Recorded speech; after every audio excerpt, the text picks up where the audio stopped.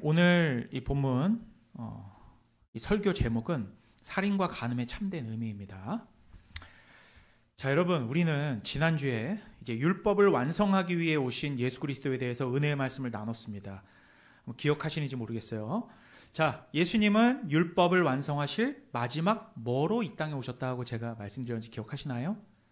예, 맞습니다. 마지막 퍼즐로 이 땅 가운데 오셔서 율법을 폐하러 온 것이 아니라 저주 아래에 있는 주의 백성들을 위해 스스로 죄가 되셔서 십자가에 달려서 죽으시고 부활하심으로 율법을 뭐 하셨다고요? 예, 완성하셨다고 설명을 드렸죠. 이렇게 율법 저주의 영향은 예수의 십자가로 끝이 났습니다. 십자가에 예수님이 땅땅 못 박히시면서 율법의 정죄와 저주는 끝이 났고 이제 부활함으로 인하여서 우리를 의롭게 만드시기 위하여 부활하신 거거든요.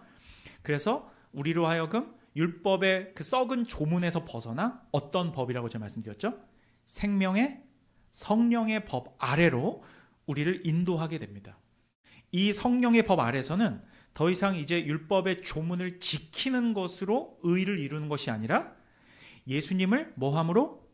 믿음으로 말미암아 의롭게 된 백성들이 하나님을 사랑하여 성령의 도우심으로 율법을 지키는 삶을 살게 된다는 것이죠.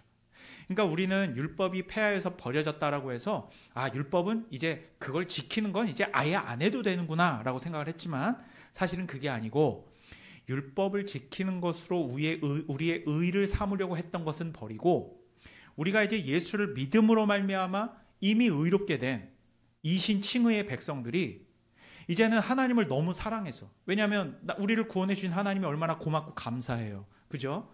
그럼 우리가 어떻게 주님의 뜻에 순종하며 살아야 될까라고 봤더니 다시금 십계명과 율법에 우리의 눈을 돌리게 되는 거죠.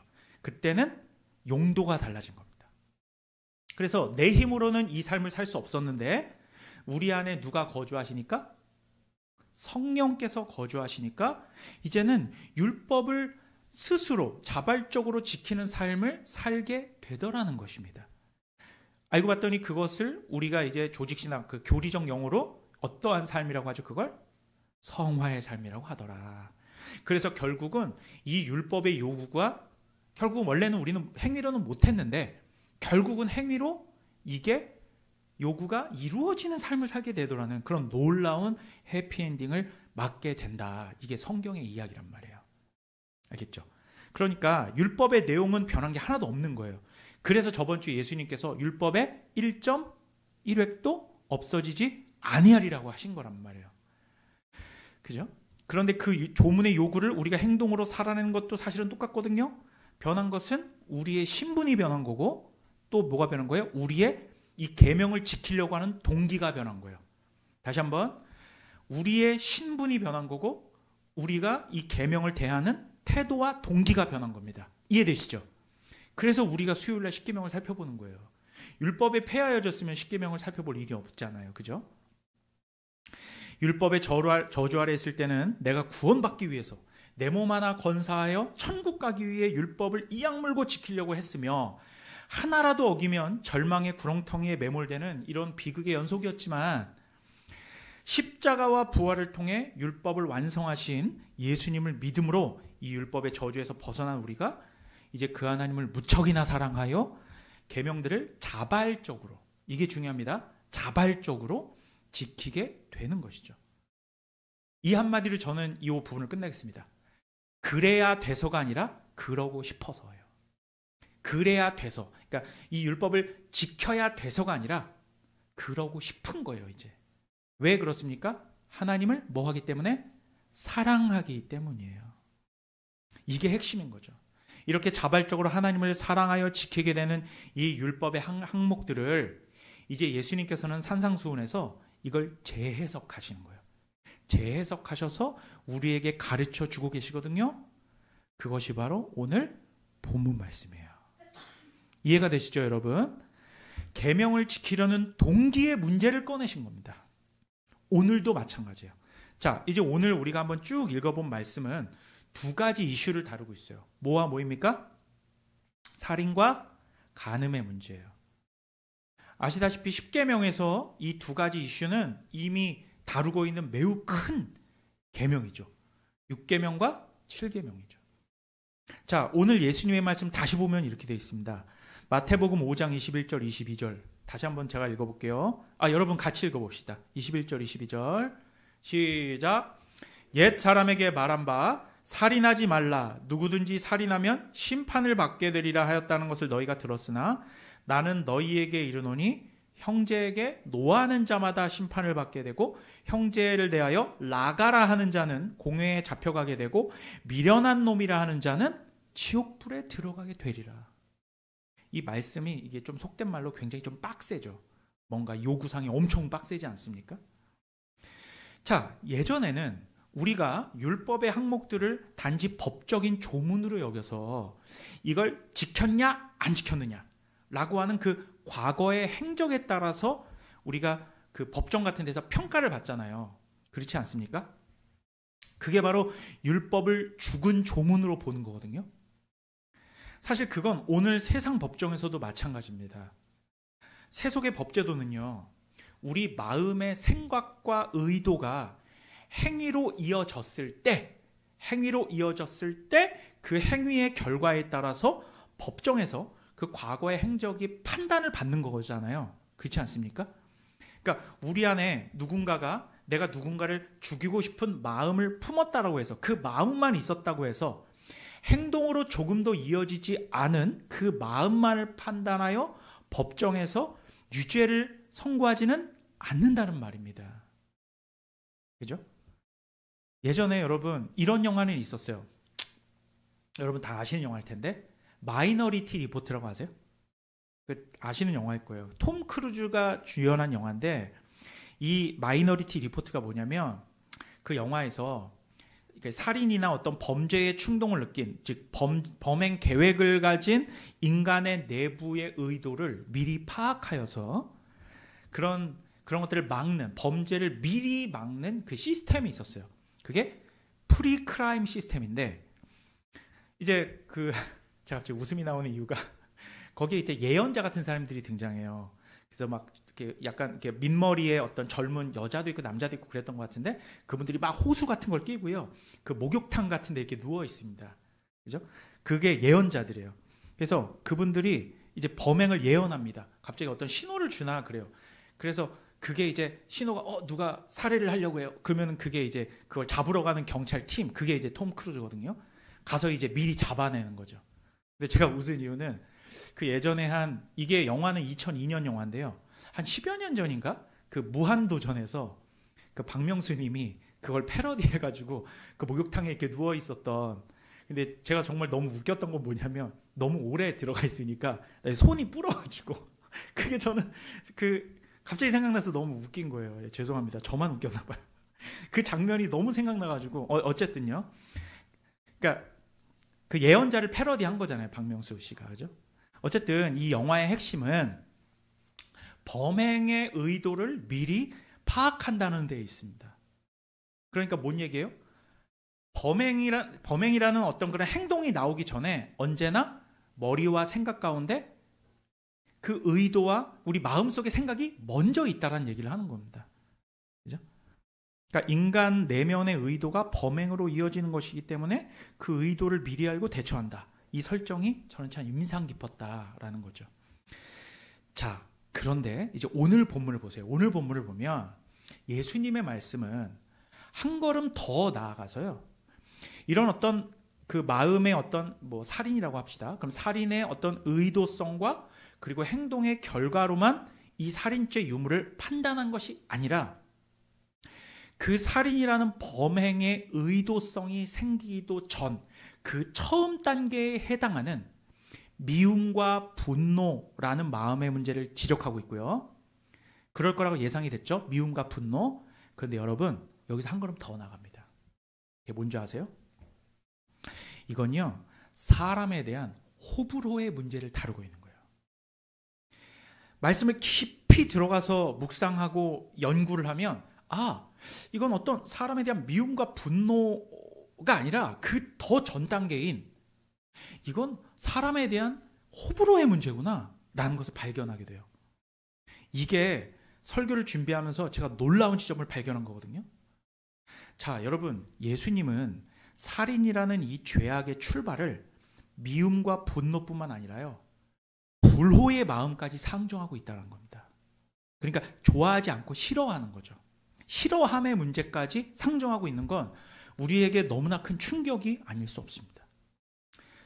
자, 여러분, 오늘 말씀에서 형제에게 라가라고 한다는 거 있죠.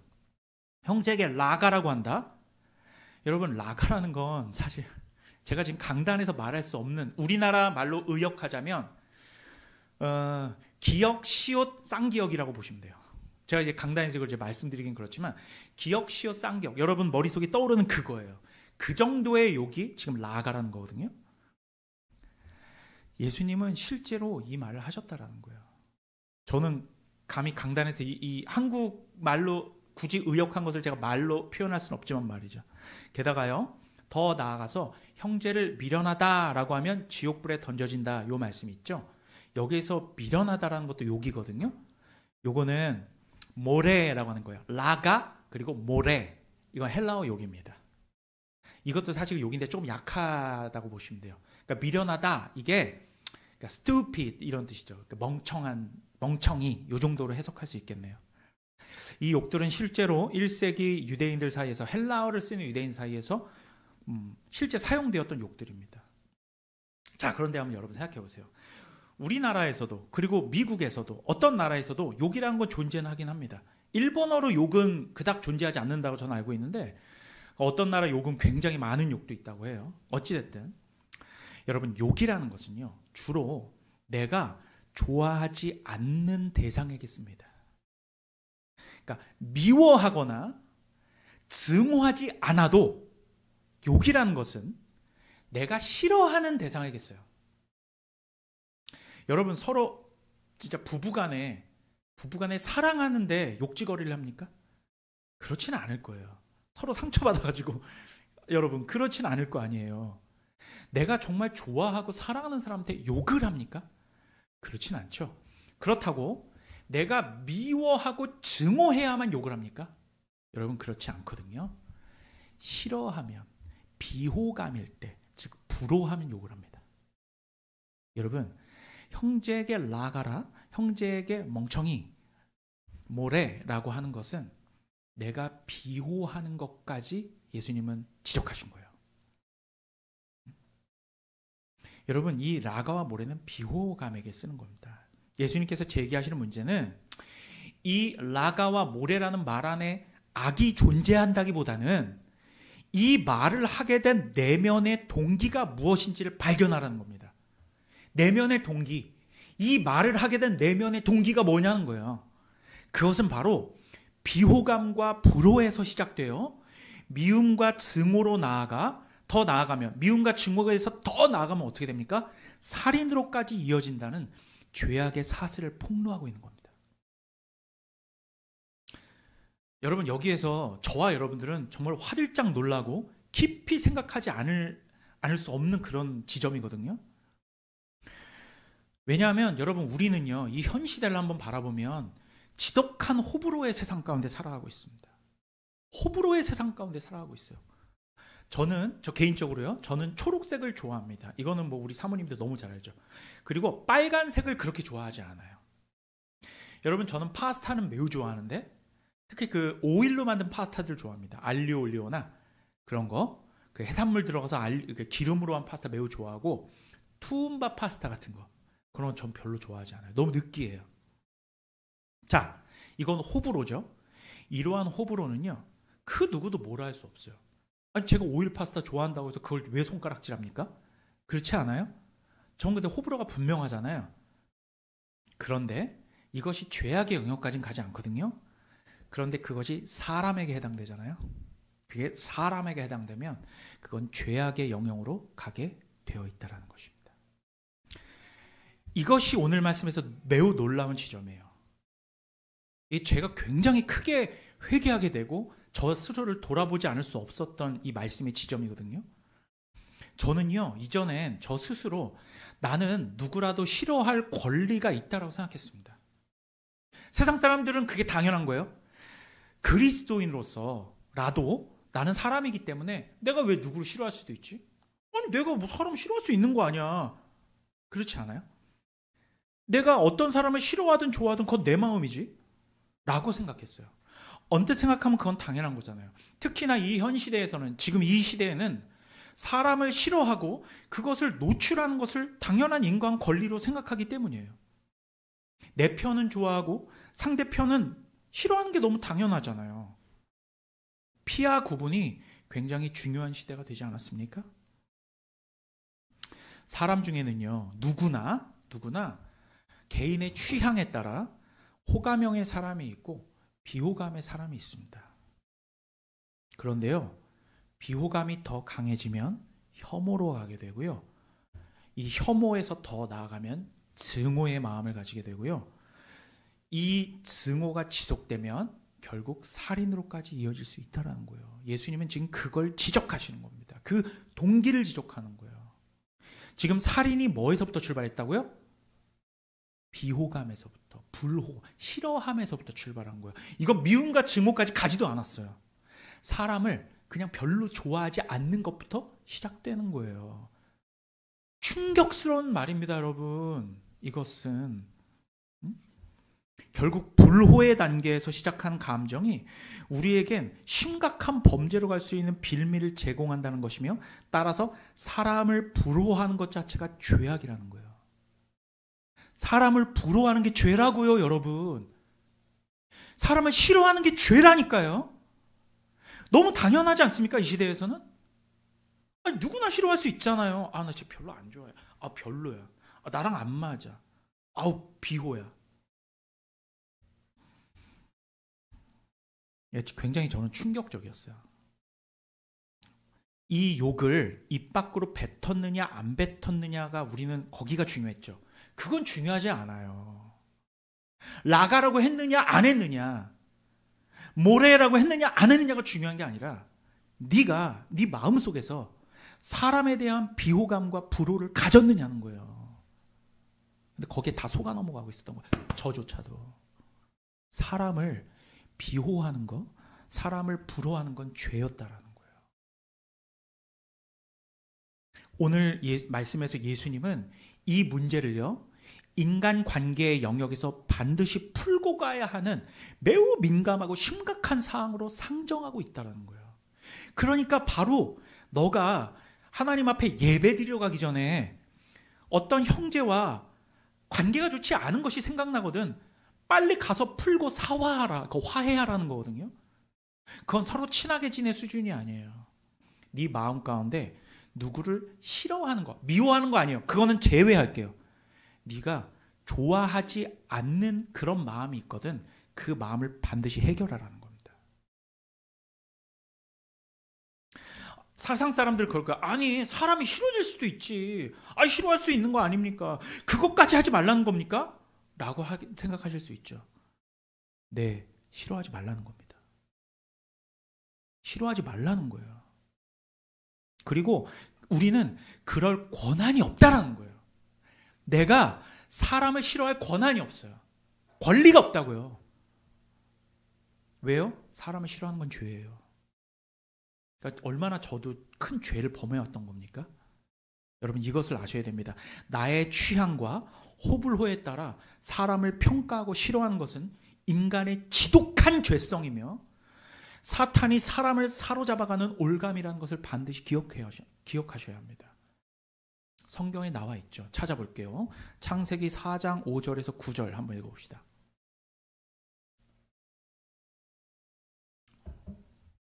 제가 읽을게요. 가인과 그의 재물은 받지 아니하신지라. 가인이 몹시 분하여 안색이 변하니 여호와께서 가인에게 이르시되 네가 분하여 함은 어찌 됨이며 안색이 변함은 어찌 됨이냐? 내가 선을 행하면 어찌 낯을 들지 못하겠느냐? 선을 행하지 아니하면 죄가 문에 엎드려 있느니라. 죄가 너를 원하나 너는 죄를 다스릴지니라. 이 말씀이 굉장히 중요한 포인트를 지적하고 있는 겁니다. 가인이 그의 아우 아벨에게 말하고 그들이 들에 있을 때 가인이 그의 아우 아벨을 쳐 죽이니라. 여호와께서 가인에게 이르시되 네 아우 아벨이 어디 있느냐? 그가 이르되 내가 알지 못하나이다. 내가 아우를 지키는 자니까. 자, 여러분, 가인이 아벨을 죽인 이유가 뭡니까? 가인이 아벨을 죽인 이유가 뭐예요? 여러분, 아벨이 가인에게 잘못했어요? 안 했어요? 아무런 잘못이 없어요. 아무런 잘못이 없어요. 아벨이 가인에게 라가라고 했습니까? 모레라고 했습니까? 아니요. 하나님께 예배드린 것밖에 없어요. 아벨은 하나님께 예배드린 것밖에 없어요. 그런데 가인은 동생을 죽였습니다. 그 이유가 뭘까요? 하나님으로부터 아벨과 비교당했거든요. 아벨과 비교당했어요. 아벨이 잘못한 게 없는 거 자기도 알아요. 아벨이 잘못한 게 없다는 거 자기도 알아요. 그런데 자신이 동생과 비교를 당하게 되니까 아벨이 좋아졌어요? 싫어졌어요? 싫어진 거예요. 아벨은 잘못이 없어요. 자기를 업신여기지도 않았고 아벨이 가인을 뭐라 한 것도 아니에요. 그냥 아벨이 싫어진 거예요. 불호하게 된 겁니다. 비호감의 마음이 생겼고 비호감이 혐오가 되고 혐오가 증오가 돼요. 이 증오와 분노가 만나니까 여러분, 증오와 분노가 만나면 그건 살인으로 이어지기, 폭력과 살인으로 이어지기 매우 좋은 상황이 됩니다. 이 가인의 아벨 살해 사건에서 사탄은 등장하지 않거든요. 사탄이라는 이름 등장하지 않아요. 하지만 여러분 분명히 기억하세요. 저 사건에 사탄이 정말 없었습니까? 아니에요. 그 배후에 사탄이 있었어요. 성경 곳곳에 나옵니다. 가룟 유다가 예수님을 팔아넘길 때 개인의 결정뿐만이었습니까? 아니요. 그 뒤에 조장하는 사탄이 있었어요. 오늘의 신앙생활을 헤쳐나가는 저와 여러분도 마찬가지거든요. 내가 누군가를 불호하기 시작하면 사탄의 날조와 선동은 우리 내부에서부터 서서히 시작되는 거예요. 이게 무서운 현실입니다. 싫어하는 이유가요, 점점 더 분명해져요. 그리고 사실 이전에는 그렇게까지 싫지 않았는데요. 주변에서 그래, 맞아. 걔 문제야. 아, 그래, 목사님 문제더라. 이게 점점 더 크잖아요. 들불처럼 번져서요. 사람이 점점 더 싫어지는 거예요. 그 전에는 싫어할 이유가 하나였는데요. 계속 발견돼요. 싫어할 이유가. 그러면서 그 비호가요, 혐오로 가게 돼요. 이제 옆에 있는 것도 싫어요. 부딪히기도 싫어요. 그리고 사람은 누구나 실수를 하거든요. 그 혐오의 대상이 실수를 하잖아요. 그건 증오가 됩니다. 아벨을 보세요. 아벨이 뭘 잘못했어요? 아무 잘못 없었어요. 가인은 비호감에서 시작된 거예요. 비호감이 뭘로 이어진 거예요? 살인으로 이어진 거예요.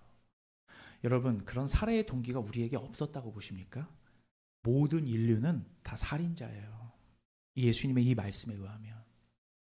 내가 뭐 라가라고 했느냐 안 했느냐, 이건 파리새적인 그 선을 긋는 그 아주 표피적인 판단이란 말입니다.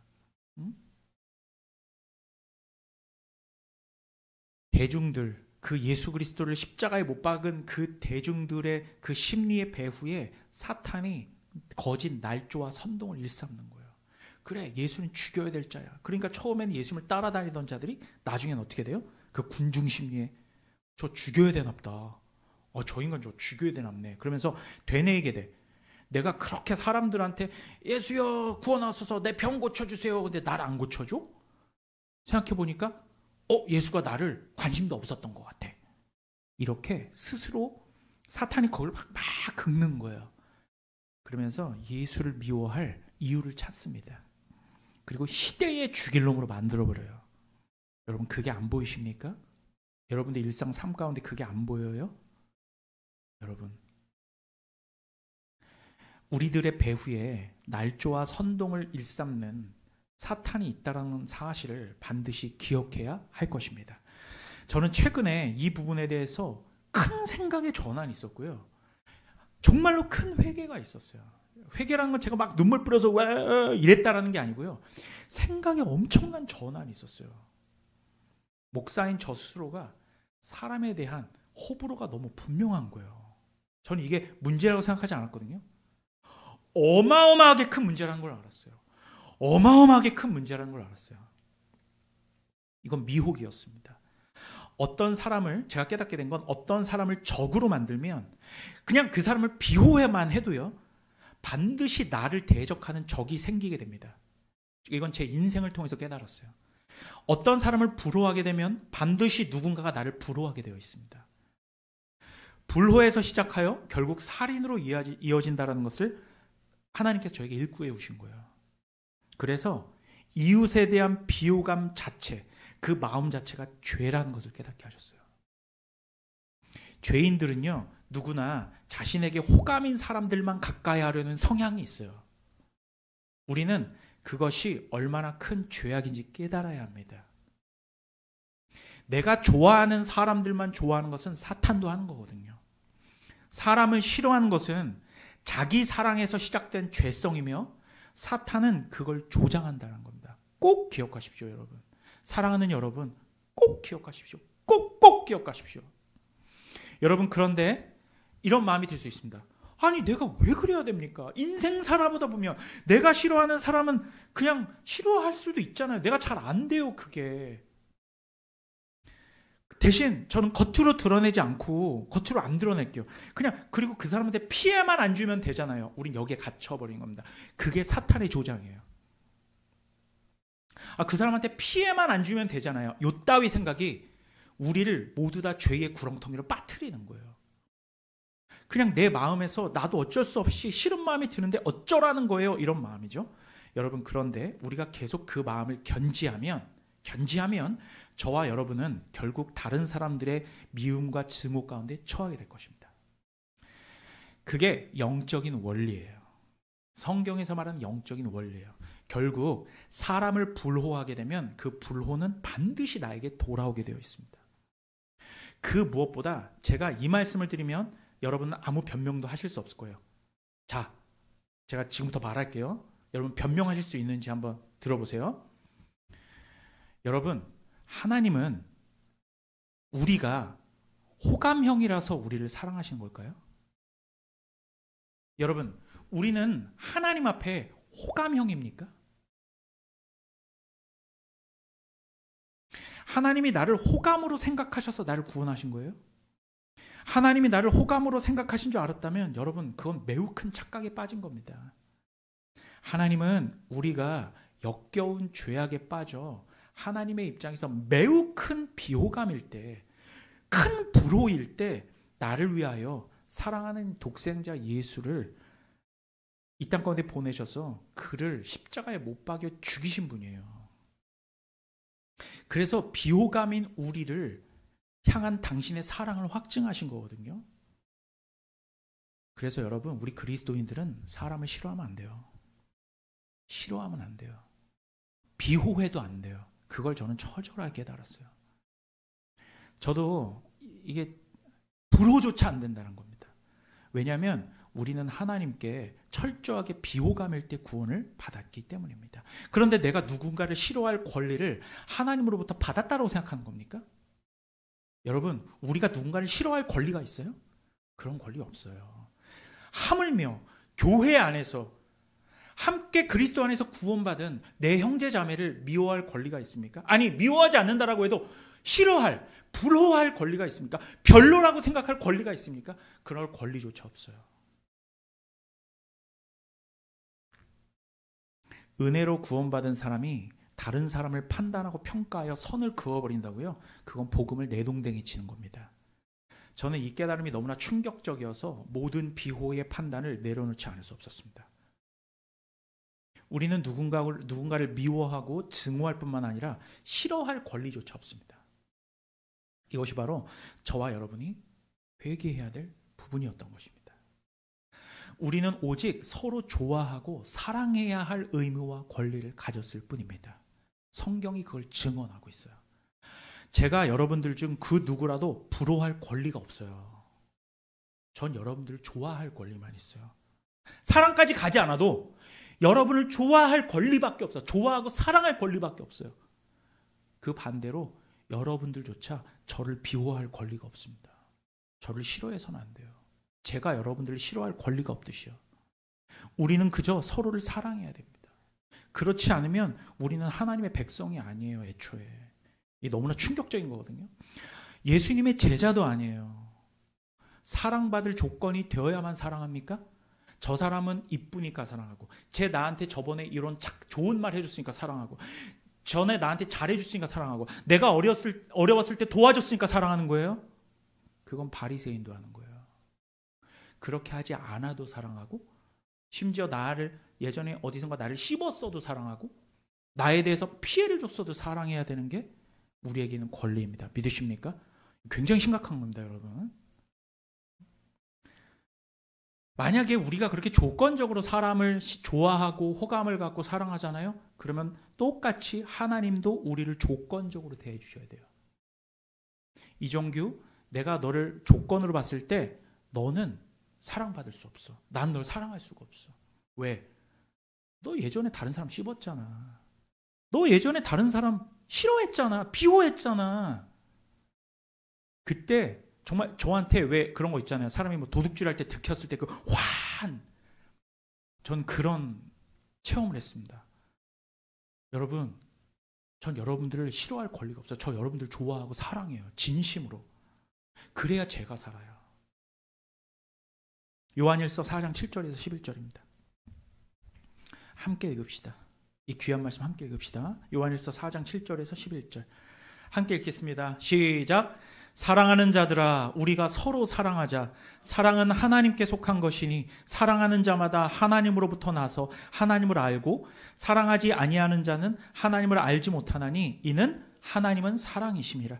하나님의 사랑이 우리에게 이렇게 나타난 바 되었으니 하나님이 자기의 독생자를 세상에 보내심은 그로 말미암아 우리를 살리려 하심이라. 사랑은 여기 있으니 우리가 하나님을 사랑한 것이 아니요 하나님이 우리를 사랑하사 우리 죄를 속하기 위하여 화목제물로 그 아들을 보내셨습니다. 사랑하는 자들아, 하나님이 이같이 우리를 사랑하셨은즉 우리도 서로 사랑하는 것이 마땅하도다. 여러분, 아멘입니까? 저는 이제 마음에 결단을 했어요.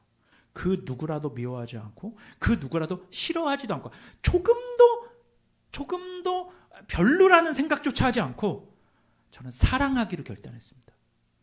그렇게 잘 되지 않더라도 그렇게 해야 되는 게 우리의 권리이자 책임이자 의무인 거예요. 이것이 바로 한국교회의 시급한 사항이기 때문입니다. 이게 필라델피아 교회만의 문제가 아니에요. 이게 모든 교회들의 문제거든요, 여러분. 그리고 무엇보다 성경이 이렇게 우리에게 말씀하기 때문이에요. 근데 그렇게 해석하고 싶어 하지 않아요. 바른 해석은 바로 이것입니다. 그 누가 뭐라고 해도 제가 지금 이 연구하고 깨닫고 묵상하고 하나님께 주신 마음으로 제가 설교한 지금 이게 정답이에요. 모두 사랑해야 돼요. 심지어는 원수까지 사랑해야 돼요. 그렇게 하지 못할 것 같아도 사랑해야 돼요. 여러분도 그렇게 하십시오. 못난 여러분의 담임 목사를 사랑해 주십시오. 더불어 제가 여러분들을 뜨겁게 사랑할 수 있도록 기도해 주십시오. 그게 여러분들의 의무와 책임입니다. 저 또한 내 양들을 위해 목숨을 버릴 때까지 사랑하겠습니다. 그렇게 해야 돼요, 여러분. 그래야 하나님 나라예요. 하나님 나라가 그래야 도래하는 것이고 그래야 하나님 나라가 확장되는 거거든요. 근데 그걸 착각하게 만들어요, 사탄은. 저조차 속여버려요.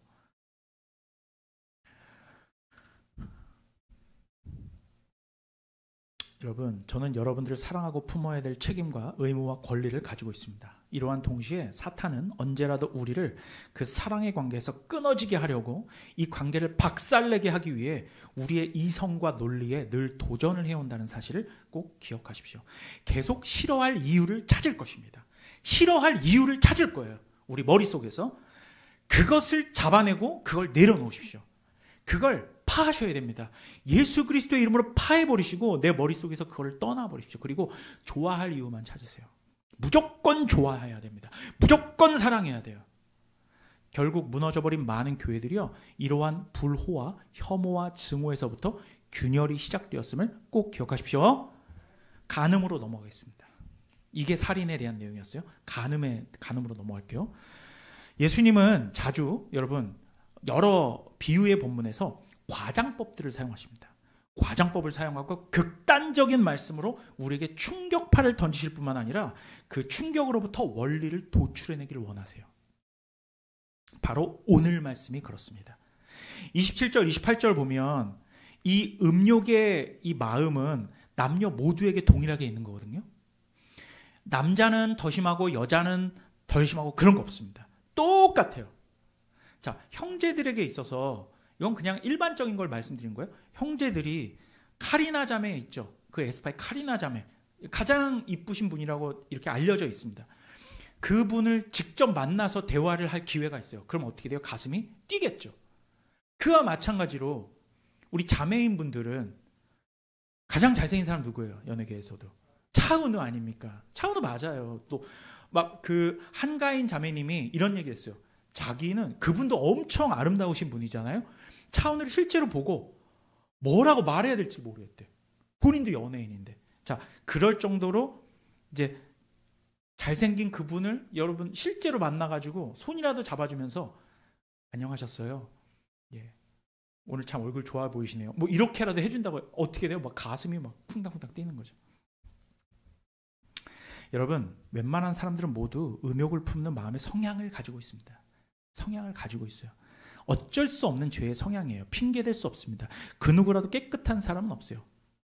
일부 일처의 제도권 안에서 자기 허스번드, 자기 와이프 외에 음욕의 마음을 잠깐이라도 품는 것은 모조리 죄악입니다. 어쩔 수 없어요. 몇 년 전에 부부의 세계라는 드라마 있었죠. 극 중에서 그 태호라는 사람이 등장하잖아요. 그 사람이 지가 바람을 피워놓고 이렇게 얘기합니다. 뭐라고 얘기해요? 그 유명한 대사. 사랑에 빠진 게 죄는 아니잖아. 희대의 멍멍이 소리죠. 그죠? 여러분, 특히 자매님들 이거 보면서 무슨 말씀하셨어요? 한 90%가 실제로 상욕이 나왔을 거예요. 그거 보면서 이런 삐삐삐 그죠? 아니, 사랑에 빠진 자체가 죄가 아니라고요? 죄 맞아요. 죄예요. 무슨 소리예요? 지옥에 갈 죄예요. 오늘 말씀에 의하면 마음에 잠시 품는 것도 죄인데 실제 행동으로 옮겨서 와이프 말고 다른 여자를 사랑하는 게 죄가 아니라고요? 지독한 죄입니다. 심지어 오늘 말씀에 간음한 영고 외에 아내를 버리는 거 똑같아요. 남편을 간음한 영고 외에 버리는 것조차 간음하게 만드는 거라고 얘기하잖아요. 자, 그런데 중요한 건 다음 구절입니다. 마태복음 5장 29절 30절. 만일 내 오른눈이 너로 실족하게 하거든 빼어내버리라. 네 백체 중 하나가 없어지고 온몸이 지옥에 던져지지 않는 것이 유익하며 또한 만일 내 오른손이 너로 실족하게 하거든 찍어내버리라. 네 백체 중 하나가 없어지고 온몸이 지옥에 던져지지 않는 것이 유익하니라.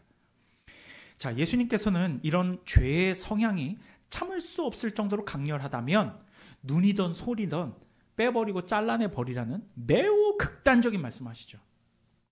어떤 분들은 이걸 자꾸 문자 그대로 봐라 이렇게 하시라고 했잖아. 나 잘라버릴래. 눈 빼버릴래.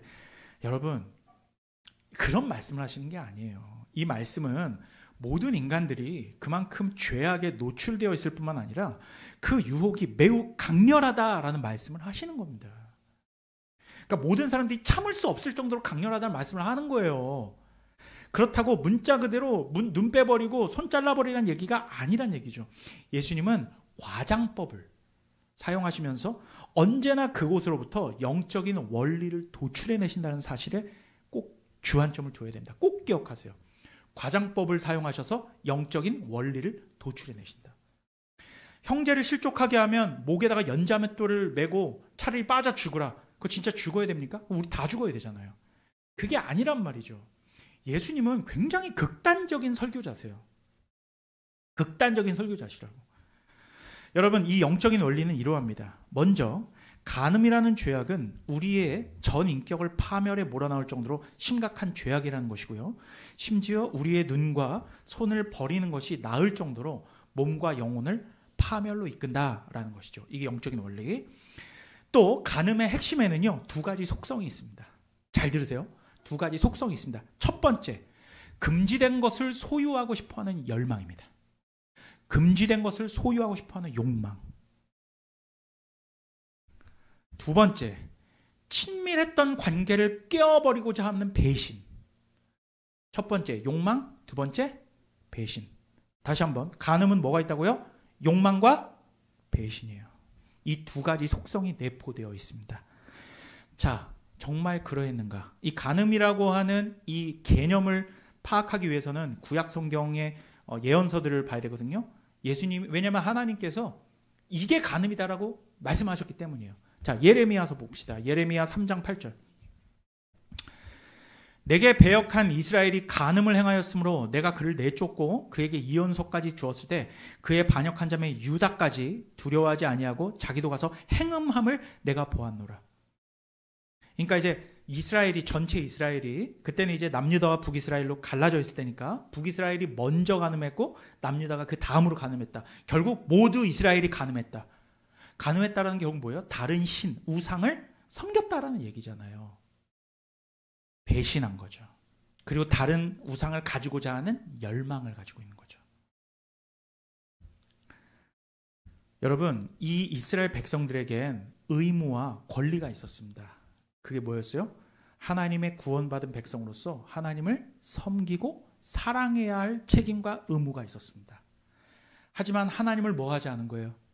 사랑하지 않은 거예요. 자, 간음에는 뭐가 없는 겁니까? 사랑이 없는 거예요. 간음은 열망과 배신만 있을 뿐이고 그 가운데 사랑이 없는 거예요. 그래서 아까 부부의 세계에서 그 남자 주인공이 뭐라고요? 사랑한 게 죄는 아니잖아. 그 시대의 개소리인 거예요. 왜? 그건 사랑이 아니에요. 사랑은 배신을 전제하지 않아요. 사랑은 열망을 전제하지 않아요. 사랑은 희생을 전제로 해요. 모든 것을 내어주고 저 영혼을 위해 내 쓸개까지 다 빼어주고 내가 버림당해도 괜찮아. 거기서부터 시작해요. 세상 사람들이 사랑이라고 얘기하는 건 다 욕망이에요. 욕망. 자, 우리가 아까 살인에서 살펴봤던 것과 마찬가지거든요. 사람을 좋아하지 않는 것이 살인으로 이어진 것은 결국 하나님을 사랑하지 않은 것으로부터 출발한 거예요. 하나님을 사랑하는 사람들은요, 심지어 누구까지 사랑해요? 원수까지 사랑해요. 자, 이제 말씀드릴게요. 사람을 싫어하는 것은요, 이퀄 하나님을 사랑하지 않는 거예요. 제가 거기에서 화들짝한 거거든요. 야, 이게 이렇게 이어진다고? 와, 내가 비호했던 게 결국 하나님 사랑하지 않는 거였네? 너무나 충격이었어요. 그런데 그게 맞아요. 예수님은 지금 그거를 지금 지적하신 거예요. 형제를 사랑하지 않는 것은 애초에 하나님 사랑이 없는 겁니다.